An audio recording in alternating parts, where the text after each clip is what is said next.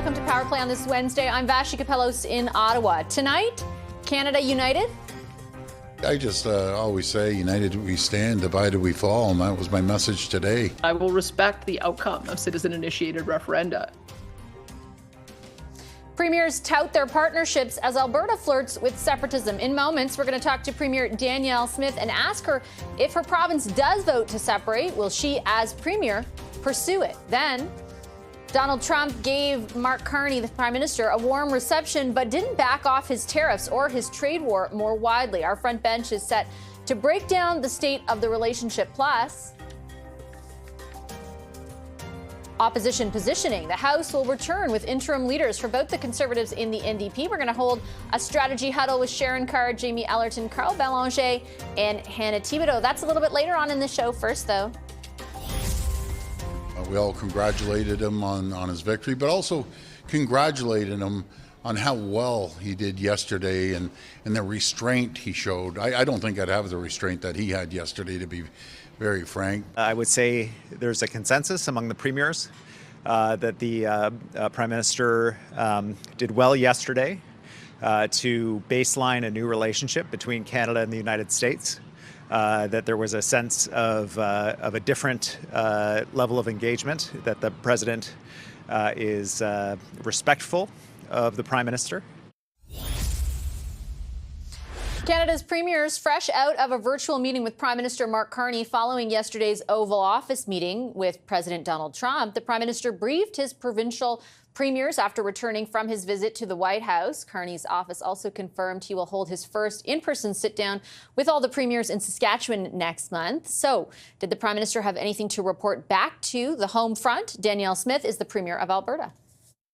Hi, Premier Smith. Pleasure to welcome you back to the program. Thanks for making the time.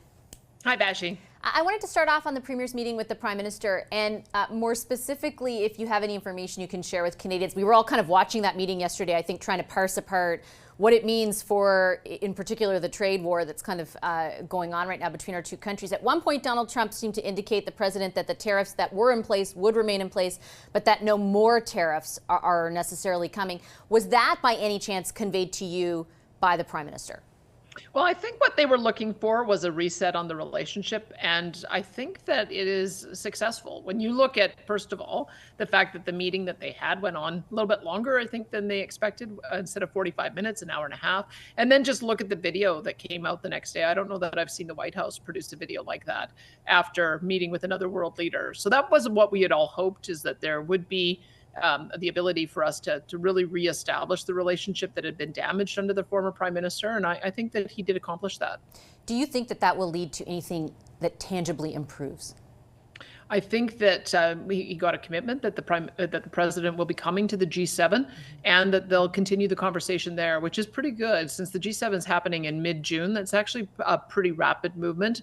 I would hope, and this is, I think, the hope of all the premiers, that we'd be able to move very quickly to a renegotiation of the Canada-U.S. free trade agreement. It might take a little bit longer than we had hoped, because I don't think we can live with this kind of uncertainty for the next 18 months. But we'll take the baby steps forward as we see them, and I think that there was a good step made yesterday. Do you think that if we do embark on a renegotiation, that whatever concludes that negotiation, if it is in fact a different or renewed or NAFTA Part 3, Part 4, whatever it ends up being, do you think it can be trusted? And I ask because it has now been contravened on numerous occasions over the last few months by the president himself, who not only negotiated the deal, but signed it. If you sign another one, does it mean much? I would hope so. I mean, one of the things that we've seen is that even though he makes certain announcements, the implementation is a little bit different. Right now, 94% of the products going back and forth between Canada and the U.S. that are compliant with the Canada-U.S. free trade agreement are tariff-free. We obviously have a problem with timber, we've got a problem with cars, we've got a problem with steel, and we've got a problem with aluminum. And so I actually think that shows the strength of that Canada-U.S. free trade agreement, which is why it's so vital that we address the pressure points, see if we can get to a resolution, and then see if we can go back to having the same kind of tariff-free relationship we've been enjoying that is a benefit to both countries. Ontario's Premier Doug Ford yesterday was asked about some of the conversation going on around separation, and in particular your own contribution to that conversation. He made the point, quote unquote, this is a time to unite against the tariffs and other threats from Donald Trump, not talk about things that separate us. Does he have a point there? I think we've got two issues in Alberta. One is, of course, working with our fellow premiers and the Prime Minister on trying to get a renegotiated Canada-U.S. free trade agreement. But the other is that we need to have a new deal with Ottawa as well. When I talk to Albertans, when you think about how fearful Canadians are of the impact that Donald Trump will have on the economy, that's how fearful Albertans are that an approach that the Liberals have taken for the last 10 years will continue and damage our economy. So I would like to see, and I'm hopeful that we can, I've had a good couple of first conversations with Prime Minister Carney, that we can address some of those pressure points and really unleash all of the investment that we know will happen in Alberta when some of those barriers are out of the way. How is it helpful, though, Premier, with respect to open the door to, for example, a citizen-led referendum on separation if your overall objective is to engage in more fruitful negotiations with the federal government? And if, in fact, that referendum results in a vote to separate, would you? I would say there's a lot there. I would say that we were in the process of modifying all of our elections laws because we had heard that the thresholds for both recall and citizen initiative were too high, and so they were unrealistic. So that was a process that was taking place independently. It may well be that this is an issue around autonomy is the first one that garners enough signatures to be put to the people. But I would say my job is to look at what we see in the world out there. We've got 30 to 40% of Albertans polled saying that they are dissatisfied with the country to the point where they would consider it. And my job is to try to bring those numbers down. That's what I'm doing. That's why I have been told by my caucus and by the people that I speak with to give this new Prime Minister a chance to see if we can get to a deal. And that's what I intend to do, is to go into those discussions in good faith and hope that we can get to a resolution and a meeting of the minds. Isn't the easiest way to quell that sentiment to say it won't happen?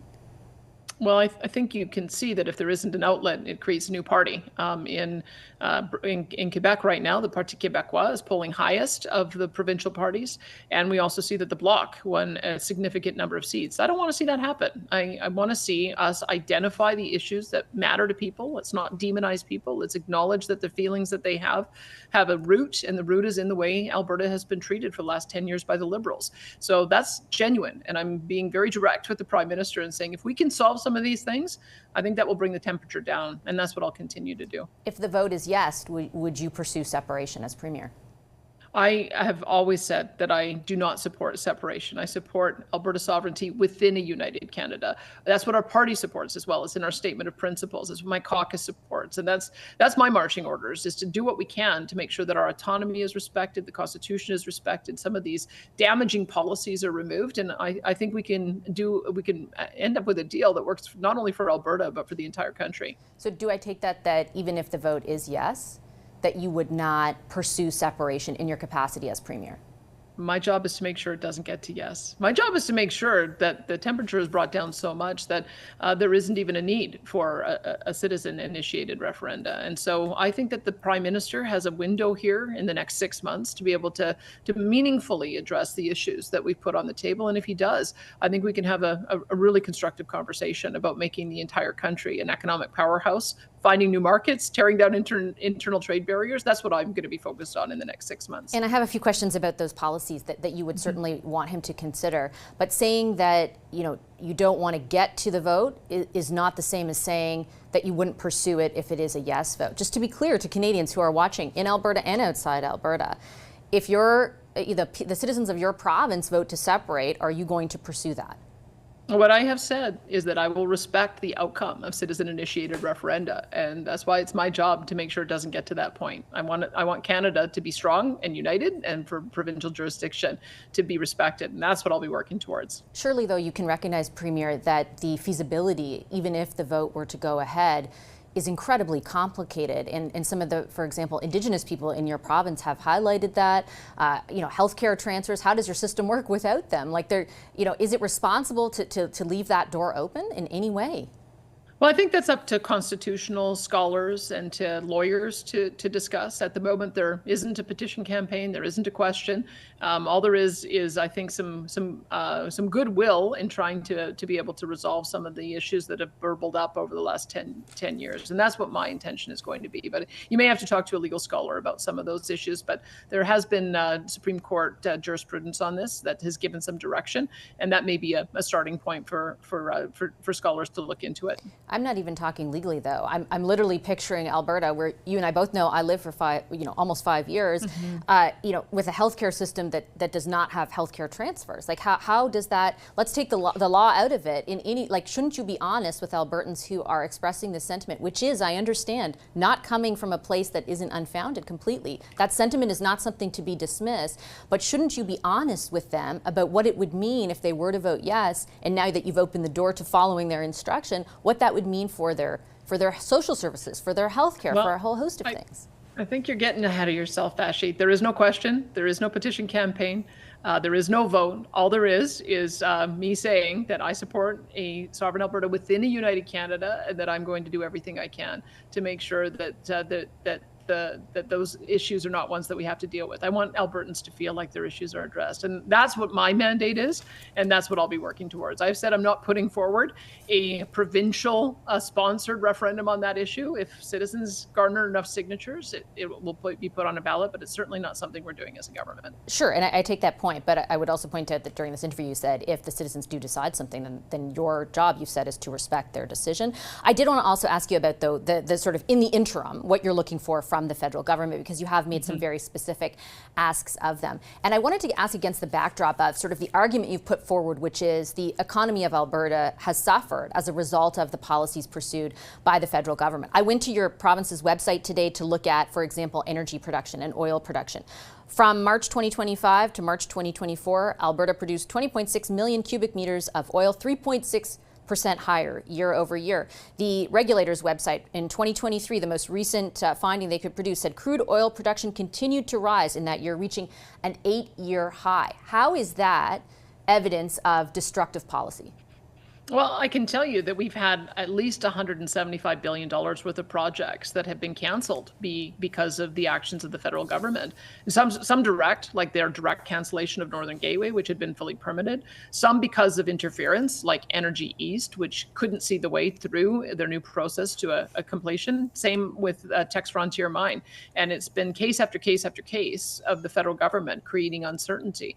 Imagine where we would be if we had all of those LNG projects that have been proposed and all of those energy projects that have been proposed, constructed over the past 10 years. Now we actually would have access to international markets. We really would be able to be less reliant on a single customer. That's, I think, the vision that we should be looking forward to the next 10 years. And that's why I'm hoping we can come to some agreement with Mark Carney that we need to look at the changes to Bill C-69, which has been called the No More Pipeline Bill, but it's also impacting mining project approvals in other provinces and various other things. And I put them out in the public. There's 9 different issues that I think would go a long way towards resetting the relationship, and I hope we can work through them. And I think a lot of the criticism of the federal government is fair. I have interviewed minister after minister after minister in that portfolio and put very specific questions about their role. But the way that you frame it is not completely true. Like, for example, on Northern Gateway, that was a process that was deemed faulty by a court. The federal government decided not to push back or to appeal the decision from the courts. And that was under the Harper government that the process was found to be incomplete. On Energy East, the company behind it pulled out. Yes, the federal government had a hand in, of course, creating the regulatory environment that informed that, but ultimately they didn't kill it directly, and they did build TMX with $34 billion of taxpayer money from across the country, which does greatly benefit your province. So again, like, is it fair to frame it as everything they've done has hurt Alberta when production is up and there is a pipeline to Tidewater? Well, I guess I have to ask how practical it is to expect that because the federal government has created such a chaotic investment environment, Can they really build every pipeline, every transmission line, every port, every rail line with no private sector involvement because the private sector is so risk averse they won't build? That's the challenge for the federal government. Is their job is to create an environment where the private sector will come to the table. That's why I'm excited about the economic corridors argument. If we can address issues around First Nations ownership, environmental issues, and establish an area that projects can be built, now the private sector will come to the table. And that is, I think, a reset for Canada with the business community. And that's what we need to do. That a Trans Mountain pipeline could have been built for a fraction of the cost if it had been in the private sector. I don't think it's a victory that that taxpayers had to fork over 5 times the amount because the federal government had created so much uncertainty. That was the only way to get it built. I'm glad it's built, but you know what? We could get a whole lot more built if they would just create the kind of an investment environment that would attract those private sector dollars. Just one final quick question. Has the Prime Minister indicated to you that he will demarcate himself from his predecessor on exactly what you just spoke of?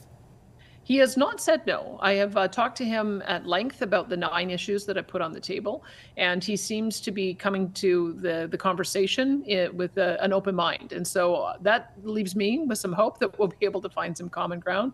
And he is very keen to work with all of the provinces to identify key nation-building projects. I've identified several with him that I would like to work with him and other provinces on. And the proof will be what happens over the next 6 months. He's got a budget. He's got legislative sessions. This is something that we will get an indication of very quickly of whether or not he's willing to turn the page on the past 10 years and move forward in a different direction. And I'm hopeful that he does. I think it would be nation building, and I think it would be unifying. And so I'm going to keep an open mind and do my part to try to find some common ground. I'll leave it on that note. Premier, appreciate your time as always. Thank you so much. Thanks, Vashi. That's Alberta's Premier Danielle Smith. I mentioned at the beginning of that conversation that there was some tension between herself and Ontario's Premier Doug Ford over the past few days. They all met today with the Prime Minister, and Ontario's Premier seemed to indicate that the temperature was dialed down, at least when it came to the issues between himself and Premier Smith. Have a listen to what he said. We're all meeting on June the 1st, June the 2nd, out in Saskatchewan, and we're all united. I'm telling you, we are. And I said, Danielle, let's get together and let's sign the MOU. She says, yeah, right on. Let's get it done. Like, we get along. I think there's this big misnomer that we don't get along. I could call her up right now and say, come to Toronto. We'll be going out for lunch. So there's not this big rift that everyone's playing out. I just want to support the people of Alberta and Saskatchewan. They've been ignored for a decade now, and I support them. It's as simple as that. We've got to take a quick commercial break, but on the other end of that break, we're back with our front bench. We're going to talk about all that you just heard, and then also that big Oval Office visit yesterday. Sharon Carr, Jamie Ellerton, Carl Belanger, and Hannah Thibodeau. They're all with me in just a moment. Stick around.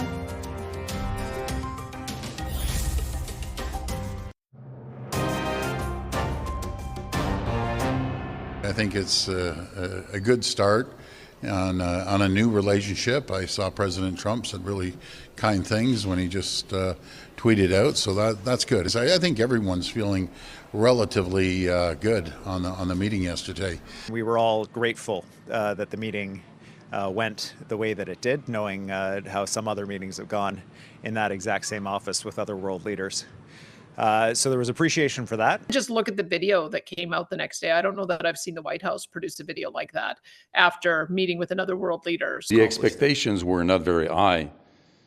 Don't shame us in front of the president.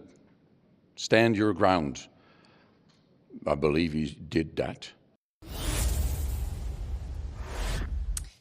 Premiers there, emerging from a noon-hour debrief from the Prime Minister following his face-to-face meeting with U.S. President Donald Trump. You also heard from the leader of the Bloc Québécois, Yves-François Blanchet. The tone in that meeting was certainly more respectful than other meetings Donald Trump has held in the Oval Office. But the key question, will that lead to any substantial changes in the trade war or the relationship more largely between our two countries? Let's talk about that with our front bench. With me this evening, Sharon Carr is the former Deputy Chief of Staff to former Finance Minister Bill Morneau. She's now a partner at Sovereign Advisory. Jamie Ellerton is a conservative strategist and the founder and principal of Canaptus. Former interim NDP National Director Carl Belanger is with us. He's now the president of Traction Strategies, and sitting next to him, that's Hannah Thibodeau. She's a former news anchor, now an executive communications officer at Global Public Affairs. Hi, everybody. Hi. Very nice to see you. Hannah, your impression I mean, we were all focused on the meeting and whether or not the prime minister was going to get Zelensky. He didn't. He didn't, and nothing even close to it. There were some memorable moments out of it. For you, though, what are you watching for now that the meeting is done and set for? I think, you heard all the reaction from the premiers and the official opposition leader. Nobody could say anything bad out of that meeting. He succeeded. The biggest success is that the conversation is now happening. And that is something that maybe Prime Minister Trudeau and his team, as you could hear from even Donald Trump yesterday, that wasn't going to continue under that administration. We see that Donald Trump does have respect for Prime Minister Carney. He goes, he makes some fun, has some funny moments down there, but does manage the president in a way that he will be able to continue to have those conversations with him. So that's the biggest thing. He's opened the door to be able to pick up that phone and talk to the president. So what happens next? More conversations. He is coming here for the G7. That's a big thing. We didn't know that up until then. He will be here for that. We have conversations saying that CUSMA is actually a good deal. All of these things are positive now, that he can work towards a more concrete things down the road. And that potentially wasn't going to happen under the former prime minister. So big win for him yesterday. And you even heard it from all the opposition parties and saw it in that video put out by the White House later. Even premiers who are sometimes skeptical, Yes. like Premier Smith, for example, of the federal Liberal government, were saying, hey, this could be a reset. And I think all of that is very valid, Carl. I wonder, though, what is the objective for Canada? Is it to sign a new USMCA that, Donald Trump will then contravene 400 times like he has over the last 2 months? Right. How do you figure out what you want out of these so-called negotiations? It's difficult because you don't really know what Donald Trump wants out of this, right? He wasn't clear yesterday. He wasn't clear. He brought back up the 51st state, and there was this exchange on that. So it's difficult. But the key thing is that Mark Carney needs to make sure that Canada's economy is not hurt too much by what's happening right now. So basically, you want to gain time. You want to be able to buy time in order to try to get to the point where we're able to negotiate a deal and all those tariffs are lifted. And so, in a way, the way he approached it was telling, because he didn't want to confront President Trump. As much as he held his ground, he went in talking about his great leadership, and he always was a transformative presidency under Donald Trump and all these things. Donald Trump liked that. And that's all this is about. It's about, how Donald Trump feels. And I can't predict how he will feel next week. But after the meeting yesterday, he felt good. And so did most Canadians. Jamie, what are your thoughts on sort of how it went and what you're looking for moving forward? Yeah, forget any other Canadian precedents. I don't think I've seen any other leader sit in that Oval Office chair and look as relaxed and confident in managing the moment as we saw with Prime Minister Carney. I thought he did the country incredibly proud. I really think it's probably too soon to judge as to what comes next after this. Clearly, the relationship had broken down with the previous Prime Minister, and Donald Trump kind of had it out for Canada. And so I suspect half of what the Canadian team did there yesterday was to figure out what's actually on President Trump's mind himself, not what his secretaries are saying, what they think is happening, and to create kind of a framework to look at what this is going forward, whether that is a renegotiated USMCA or whatever else there is going to be. But I think most importantly is there's direct and cordial relationship between the president and our prime minister, and that will lead to probably fewer surprises and ultimately, I think, a better outcome for Canada. Sharon, what do you think happens next? Well, I think for starters, yesterday we all took a massive collective sigh of relief. I think we were all sitting in bated breath at the end of our seats, trying to figure out where this was going. And I think where this goes next is an actual dialogue. Now, people view diplomacy as one or the other. And I think that with someone like President Donald Trump, diplomacy requires a bit of adaptation to someone's ego. And I think that the way that Prime Minister Carney walked in there, told him he was transformative, complimented him, and tried to feed into the root things that Donald Trump is actually trying to do. You could see in the body language, you could see in the facial expressions that he respected and appreciated that. So I would say where this takes us is a positive path forward. And I think every reasonable Canadian who was rooting for the country yesterday was cheering Prime Minister Carney on, because I think the best case scenario occurred yesterday, and we weren't threatened with like 200% tariffs today. So I think it was a good thing. Yeah. What a relief. As everyone collectively, Hannah, has kind of described, right? We just don't know. We can't predict what Donald Trump does. We don't know exactly how he's going to move forward with all of this, which reinforces what we've heard from a lot of people who are leading this file, both at the federal and provincial level. Like, we've got to look inward. We've got to figure out how to get our own house in order to not be in such a vulnerable position. And on that, the issues between some of the premiers and between, for example, Alberta's premier, who we just had on, and the prime minister, they're all saying okay things right now. They have that meeting coming up in Saskatchewan. How big of a deal, though, do you think those frictions will be moving forward? Like, do you think essentially Carney is going to move, the prime minister is going to move on energy in a way that he telegraphed during the campaign? I think he's going to have to. One of the things, and in his communication style too, it's very careful. He's a former banker, and you can't speculate in answers. He did it with the president yesterday, and I think he's been doing it with the premiers. So there's that respectful, very concise answers to what he has to say. We sit here and we go, I think a lot. I don't think I've ever heard him say I think.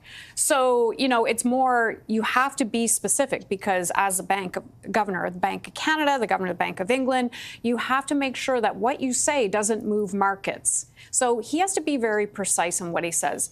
I think he's telegraphing exactly what he plans to do with the premiers and with people like Danielle Smith. And that seems to work right now.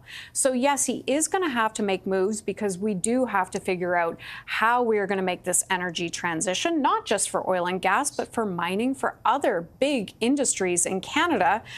If not, then our economy is not going to grow. So he knows that. It's just how he does that and how you move the bureaucracy behind it, too. Do you think that's the case, Carl? Because he has other constituencies of voters who are concerned about things like climate change, for example, and not necessarily behind, being more aggressive when it comes to developing the capacity to export more energy. For sure, and that's a delicate balance. And when you start making decisions, that balance may shift. Right. But for now, he can do a lot of things without being afraid of losing support. But the problem is that it's not just up to him, and it's not just up to him and Premier Smith or Premier Ford. Because if you're going to try to get some of these products to market, you have to have the agreement of other premiers who don't agree and will not agree. So that's the challenge. How do you get some kind of communities? Absolutely, yeah. You're right to point that out. And so how do you get the consensus to get these projects built, to get those pipelines built, to get the grid to be transformed, if you don't have buy-in from all the premiers, or at least the premiers that are going to be impacted, or their profits going to be impacted directly? That's the challenge for Mark Carney, because it's not a bilateral relationship, it's a multilateral. But there's momentum with Canadians right now, too. Well, polling shows there's a higher level of support than before, but that doesn't change the process that's in place necessarily to approve or not approve. Jamie, I wanted to get your take on that as well.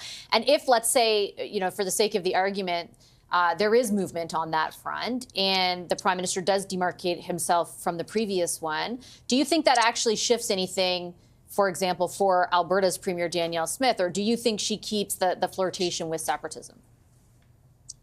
I would hope it makes a shift. I think when you look at the realities of, where the previous Trudeau government was, and where Prime Minister Carney is at least nodding favorably, is being open to doing more things and putting the economy at the center, the kind of truly radical position of leaving all carbon-based energy in the ground in pursuits of a very pure climate policy that is doing very little, if nothing at all, to actually lower emissions is effectively looks like it's lost the argument in Canada, especially when you look at the potential for prosperity, when you look at the impact it could have on our economy to pay for all the other services. And so I think perhaps there's almost like a Nixon goes to China aspect for Prime Minister Carney here, where he could talk about how LNG is going to displace coal use in other parts of the world.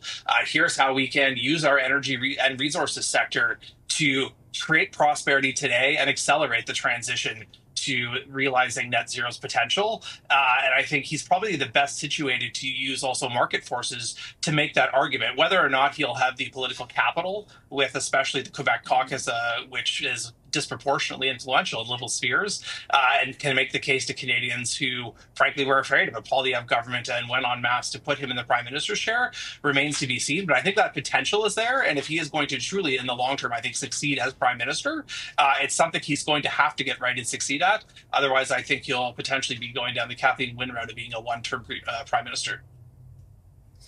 Jamie highlights something that is kind of not being discussed too much yet, Sharon, which is the significance of the Quebec caucus, like the significance of Quebec, period, to the prime minister's win. And in this scenario, like, do you envision that being something he does spend political capital on? Oh, listen, I think he 100% has to. It is the energy sector, I feel like, is one of the most misunderstood sectors out there, specifically when it comes to social license and how politicians have played it. And we saw that. I worked in the private sector for the company that was trying to build Energy East, and I could tell you the amount of bruises I have trying to deal with politicians in Quebec, trying to get it built through there. But we did hear recently from Premier Legault, who said that there was a shift in appetite towards pipelines through Quebec. And I think that we, as a country, and Prime Minister Carney as the Prime Minister and the Liberal Party as a government, has to have these difficult discussions with Quebec and the Quebec politicians, because on one side we have this like semi-NIMBYism of we don't want it in our backyard, but then we also have Alberta, who is threatening potentially to become its own sovereign nation. And we've got to find a common balance there. So I think Quebec plays a very pivotal role in potentially shifting that social license. And I don't think it's just the people. I think it's the politicians who have to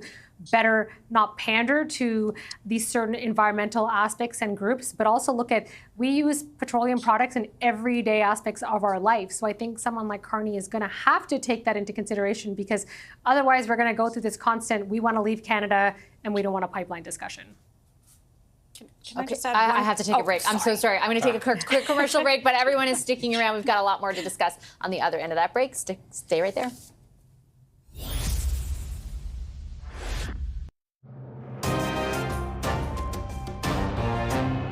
Without a shadow of a doubt that our team is united, our caucus stands behind our leader, Pierre Poilievre.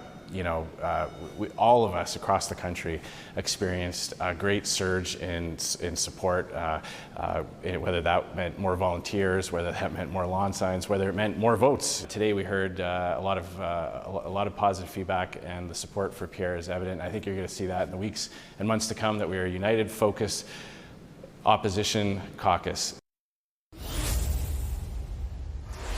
Andrew Scheer on this program yesterday insisting Conservative caucus supports Pierre Poilievre remaining on as leader. Scheer will serve as leader of the party in the House of Commons when Parliament returns later this month, until Poilievre goes through a by-election in an Alberta riding to regain his seat. The NDP, meanwhile, have picked up an interim leader as well in appointing BC MP Don Davies. He's one of just 7 New Democrats elected to sit in the House. Let's bring back our front bench to talk about where those opposition parties go from here. Sharon Carr, Jamie Ellerton, Carl Bélanger, and Hannah Thibodeau. Jamie, I'll start with you. Last week we were talking about the prospects for Pierre Poilievre. In the interim, he kind of laid low until this week. He faced caucus yesterday for the first time, but then also released a video sort of talking about things to a certain degree. We haven't heard like lengthy comments from him yet, but essentially the message from the Conservatives, including the leaders, seems to be like, we did a lot, we got very close to the finish line, like we just have to figure out a few things to do more so that we get over the finish line. Do you ultimately think that will be convincing? Yeah, I think when you look at what Pierre Poilievre is probably going to spend the rest of the spring doing, I think it is going to be laying pretty low, Vashi. I don't think he needs to be in the public spotlight on a day-to-day basis. At the end of the day, we don't really know what Prime Minister Carney's government's going to act like compared to his predecessor.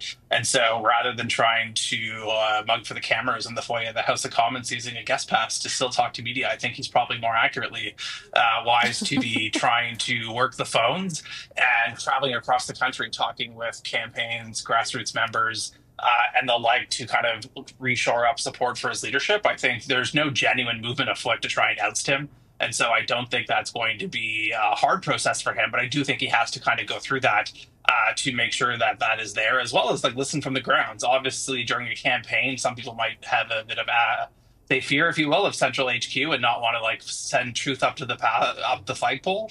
And so now that the campaign is settled, I think people are probably going to be more forthcoming and frank, and he'll be able to go on his listening tour and probably, I would assume, taking the prime minister at face value, call a by-election this summer and be back in the House of Commons either for the fall or sometime after Thanksgiving.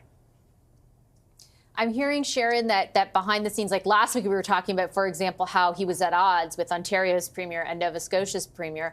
I'm hearing behind the scenes that there have been overtures made to talk to those people, to get on the phone, and that there could be calls forthcoming. Ontario's premier Doug Ford today sort of acknowledged that, saying, yeah, I would talk to him. And then, he said he didn't want to take the bait on further questions about where he should run in a by-election.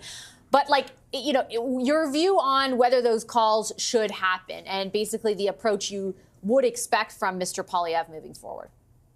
Well, I think it's great that they're talking about it now, but a little too late. And I think the damage has been done in terms of the fact that they never reached out really in the past. And I think it was just a bit of an indication of where the confidence lied within the Conservative Party and Pierre Poilievre, that he kind of felt that he was untouchable. And it's great that they tapped into a new voter base. It's great that he got as far as he did, but he did not get far enough. And I think that Prime Minister Carney was graceful and gracious in saying, listen, no games. You want a by-election? Let's go. But in watching that video, I actually thought the video that Pierre Poilievre put out there was a good video. I thought it was semi-humbling. I think he made a major misstep by not thanking the constituency of Carleton, and maybe that was purposeful. But whether or not he can build some bridges now with Houston and Ford, who there's always speculation around leadership ambitions amongst other Conservatives, I think is a little too late. I think we have crossed that bridge, and they've kind of burned it as is. But I'm here to watch the plot, to be honest. Actually, super quickly, if Justin Trudeau and Doug Ford could build a relationship after the 2019 federal campaign, I think Conservative premiers and the federal Conservative leader can get that correct here. Yeah, there does seem to be, I will say, even behind the scenes, people that were angry 2 weeks ago at each other seem to be, saying it's probably better for conservative movements writ large if we're not so publicly angry at each other. Whether that materializes is perhaps a different question, but I do think behind the scenes that's the sense I'm getting. Carl, I got to ask you about the NDP. Don Davies becoming the interim leader. I know he was on this program last week saying that they're going to make a pitch to the Liberals to kind of leverage their own sort of weight, I guess you could say, in the House to try and get official party status. What does the NDP have to do right now? Well, but that's the low-hanging fruit, because right now they have no resources, no staff, no central staff, that is.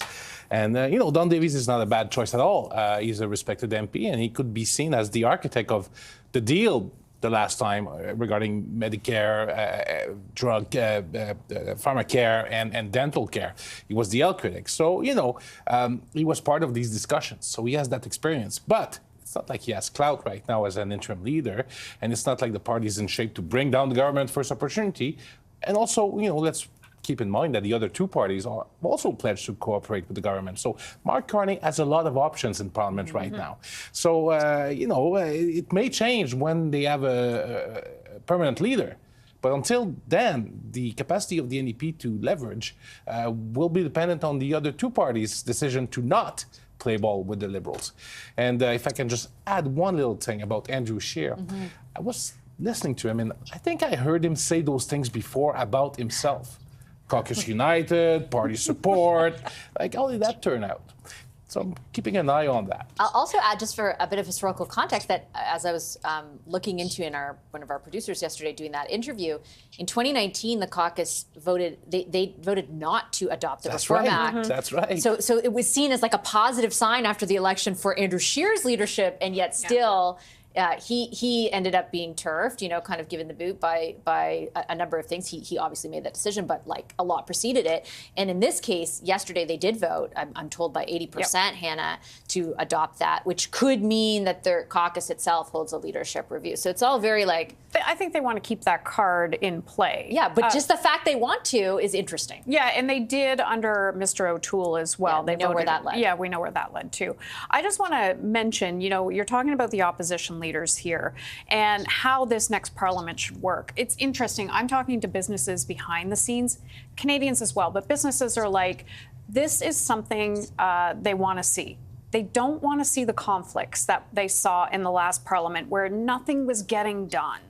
They're saying that they want to see these leaders work together. And so far, what they're saying is really positive. And what are we, how many days in now? The fact that, I know, what are we, a week? I can't even keep track anymore. 9. So just a week. Oh, 9 days, but who's counting?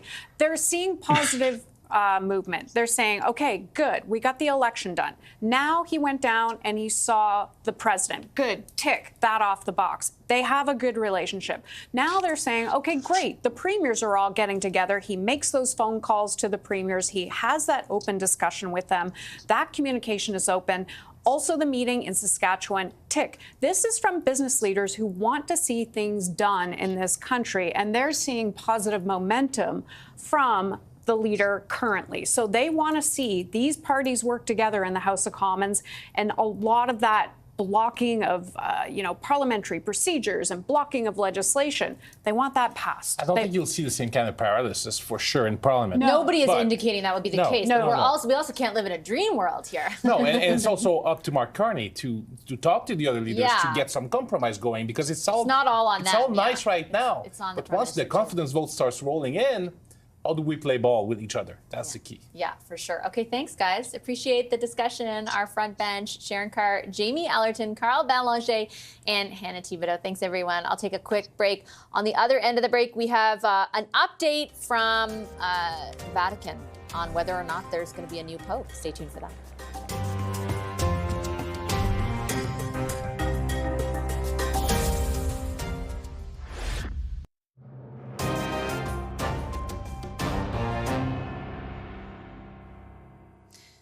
Welcome back to Power Play. There's been a dangerous escalation between India and Pakistan. Dozens of people are dead after India struck Pakistani administered Kashmir.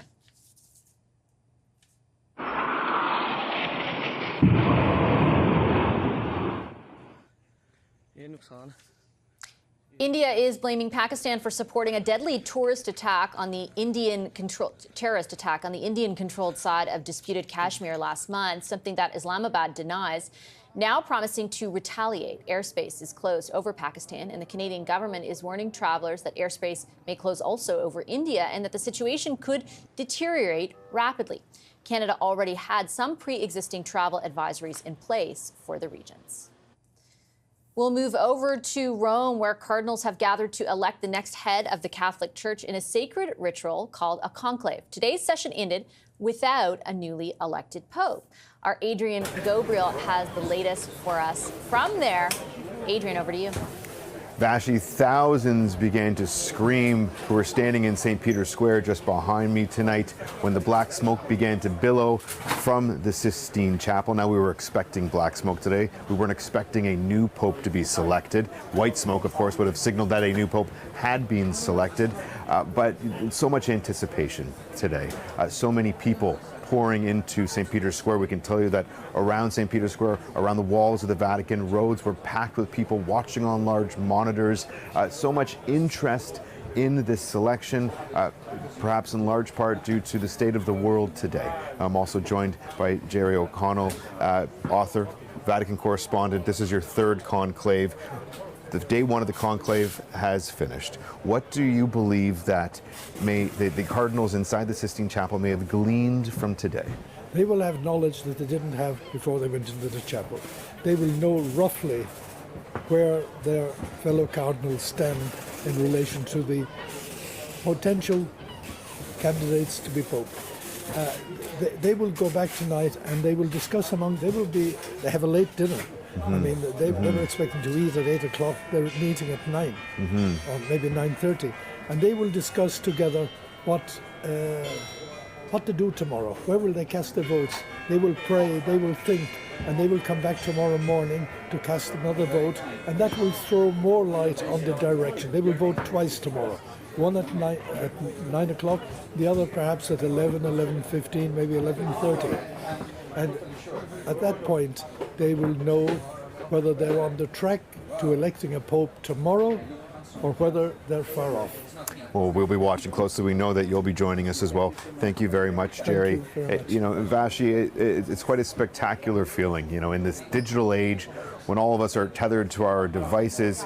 Here we stood tonight, and here we will stand for at least another day, potentially longer, looking up into the sky for a puff of holy smoke to signal what the future might have in store for the world.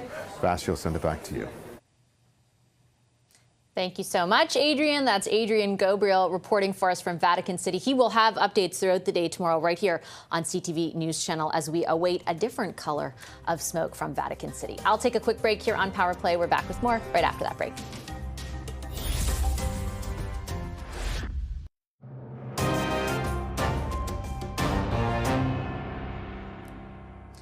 Welcome back to Power Play. Premiers met with Prime Minister Mark Carney today around the noon hour Eastern Time and emerged from that meeting with some positive thoughts about the direction of the relationship with Canada and the United States, of course, hedging on whether or not it actually translates into tangible improvements in the relationship or in the trade war that is currently going on.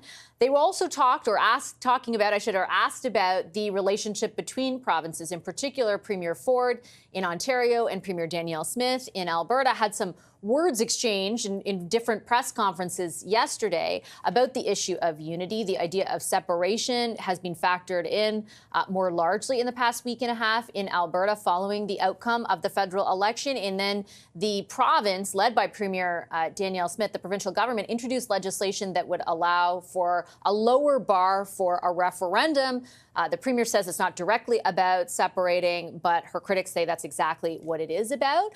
Premier Ford was asked more directly today about that relationship, if there was antagonism there. Here's what he said. We're all meeting on June the 1st, June the 2nd, out in Saskatchewan, and we're all united. I'm telling you we are. And I said, Danielle, let's get together and let's sign the MOU. She says, yeah, right on. Let's get it done. Like, we get along. I think there's this big misnomer that we don't get along. I could call her up right now and say, come to Toronto, we'll be going out for lunch. So there's not this big rift that everyone's playing out. I just want to support the people of Alberta and Saskatchewan. They've been ignored for a decade now, and I support them. It's as simple as that. The big question for the Premier of Alberta, as you heard earlier on the show, is if such a referendum in 2026 were to occur and Albertans were to vote in favor of separating, is that something, as the Premier, Danielle Smith, would pursue? Here's what she said in response to that question.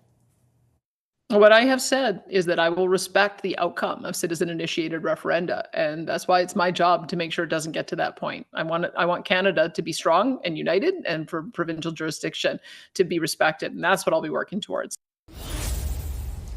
So the Premier says she will work towards that it not coming to that point. But just to be clear, if the legislation introduced in the Alberta legislature were to pass, it could very much come to that point. If the bar was met to put this question on a referendum ballot in 2026, as the Premier has said she would be amenable to, and Albertans were to vote in favor of separation, the Premier would then be put in a position where she has to decide whether or not to pursue it. And as you heard there, she said unequivocally she would respect the outcome of a citizen-led process like that one. I'll leave Power Play there. I'm Vashi Capellos. Thank you very much for watching tonight. Have a wonderful rest of your evening.